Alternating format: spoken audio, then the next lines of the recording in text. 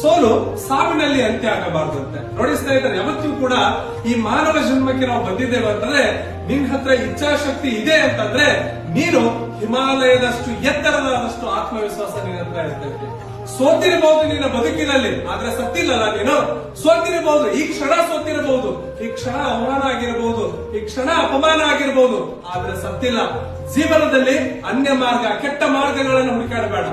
ಸೋತಿರಬಹುದು, ಆ ಸೋಲುಗಳಲ್ಲಿ ಬಂದಿರುವಂತ ಕೆಲವು ತಪ್ಪುಗಳನ್ನ ಹುಡುಕಿ ಅದನ್ನ ಸರಿದಾರಿಯಲ್ಲಿ ಹೋಗಿ ಅಂತಂದ್ರೆ ನೀನು ಯಶಸ್ವಿ ದಾರಿಯಲ್ಲಿ ಹೋಗ್ತೀಯ. ಈ ಕ್ಷಣ ನಿನಗೆ ಸೋಲಾಗಿರಬಹುದು, ಈ ಕ್ಷಣ ಸೋತ ನಂತರ ಸಾವು, ನನಗೆ ಮತ್ತೇನಿಲ್ಲಪ್ಪ ಸಾವು ಮಾತ್ರ ನಾನು ನೋಡ್ತಾ ಇದ್ದೀನಿ ಅಂತೆಲ್ಲ, ನನ್ನಷ್ಟು ಮೂರ್ಖರೇ ಯಾರು ಇಲ್ಲ. ಯಾಕಂದ್ರೆ ಈ ಬದುಕು ಬಹಳ ಸುಂದರವಾದಂಥದ್ದು. ಈ ಬದುಕಿನಲ್ಲಿ ಸೋಲು ಗೆಲುವಿಗೆ ಮೆಟ್ಟಿಲಾಗಿರ್ತವೆ. ಗೆಲುವು ಹಲವಾರು ಮಾರ್ಗದಲ್ಲಿ ನಮ್ಮನ್ನ ಸೋಲಿಸಿಕೊಂಡೇ ಬಂದಿರ್ತೈತಿ.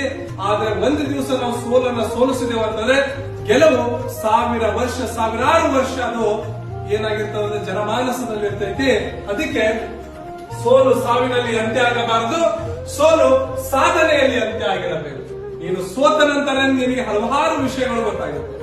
ನೀನು ಸೋತ ನಂತರ ನಿನ್ನ ಕಷ್ಟದ ಜೀವನ ನಿನಗೆ ಗೊತ್ತಾಗಿರ್ತದೆ. ನೀನು ಸೋತ ನಂತರನೇ ನಿನಗೆ ಹೊಸ ಮಾರ್ಗಗಳು ಗೊತ್ತಾಗಿರ್ತವ.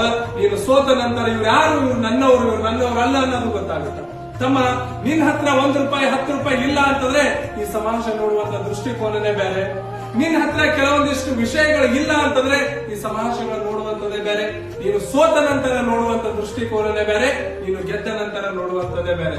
ಈ ಕ್ಷಣ ಸೋಲು ನಿನ್ನನ್ನು ಆವರಿಸಿಕೊಂಡಿರಬಹುದು, ಆದ್ರೆ ಒಂದು ದಿವಸ ನಿನ್ನ ಗೆಲುವು ಇಡೀ ಸಮಾಜದ ನಿದ್ದೆಯನ್ನ, ನಿನ್ನ ಶತ್ರುಗಳ ನಿದ್ದೆಯನ್ನ, ನಿನ್ನನ್ನ ಕೆಟ್ಟದ ಬಯಸುವವರ ನಿದ್ದೆಯನ್ನ ಕೆಡಿಸ್ತಾ ಇರ್ತೈತಿ. ಅದಕ್ಕೇನು ಅಂತಂದ್ರೆ ಯಾವತ್ತೂ ಕೂಡ ಆತ್ಮವಿಶ್ವಾಸ ಅನ್ನೋದು ಹಿಮಾಲಯದಷ್ಟು ಎತ್ತರ ನೀನು ಇಟ್ಕೊಂಡಿ ಅಂತಂದ್ರೆ ಯಾವತ್ತೂ ಕೂಡ ಸೋಲು ನಿನ್ನನ್ನು ಸೋಲಿಸೋದಿಲ್ಲ, ಗೆಲುವು ಮಾತ್ರ ನಿನ್ನ ಜೊತೆ ಬರ್ತದೆ ಅಂತ ಹೇಳ್ತಾ ಇವತ್ತಿನ ಪ್ರಚಲಿತ ವಿದ್ಯಮಾನಗಳನ್ನ ನೋಡೋಣ.